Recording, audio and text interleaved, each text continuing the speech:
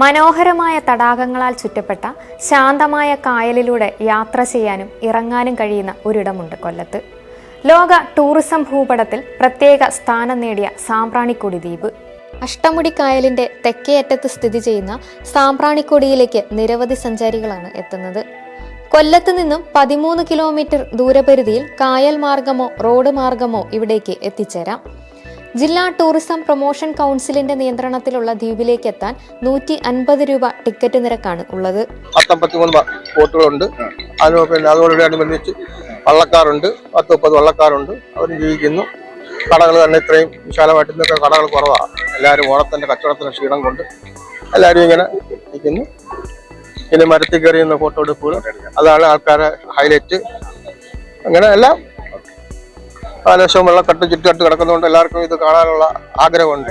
DTPCയുടെ 150-ൽ പരം ബോട്ടുകളാണ് സാമ്പ്രാണിക്കൊടിയിൽ സർവീസ് നടത്തുന്നത്. ബോട്ടിംഗ് അനുഭവം സഞ്ചാരികൾക്ക് വേറിട്ട അനുഭവമാണ് പ്രദാനം ചെയ്യുന്നത്. 9 മണി മുതൽ 5 മണി വരെയാണ് ഇവിടുത്തെ പ്രവർത്തന സമയം. കായൽ പരപ്പിൽ ഇറങ്ങി നിന്ന് പ്രകൃതി സൗന്ദര്യം ആസ്വദിക്കാനാകുമെന്നതാണ് പ്രത്യേകത.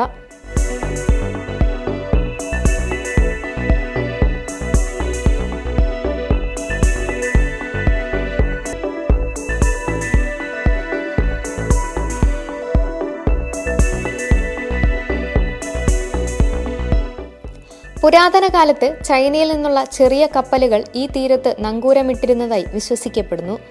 പ്രദേശവാസികൾ ഈ കപ്പലുകളെ ചമ്പ്രാണി എന്ന് വിളിക്കുകയും പിന്നീട് ഈ സ്ഥലം സാമ്പ്രാണിക്കൊടി എന്നറിയപ്പെടുകയും ചെയ്തതായാണ് പറയുന്നത്. സമൃദ്ധമായ കണ്ടൽക്കാടുകളാൽ ചുറ്റപ്പെട്ട ജലപാതകളുടെ ആശ്വാസകരമായ കാഴ്ചയാണ് ഇവിടുത്തെ മുഖ്യ ആകർഷണം.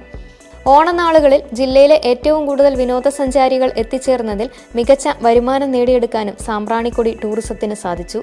കേരളത്തിന്റെയും കായലുകളുടെ ഹൃദയഭാഗത്ത് വിശ്രമം തേടുന്നവർ ഒരിക്കലെങ്കിലും സന്ദർശിക്കേണ്ട ഇടമായി മാറുകയാണ് സാമ്പ്രാണിക്കൊടി ടൂറിസം.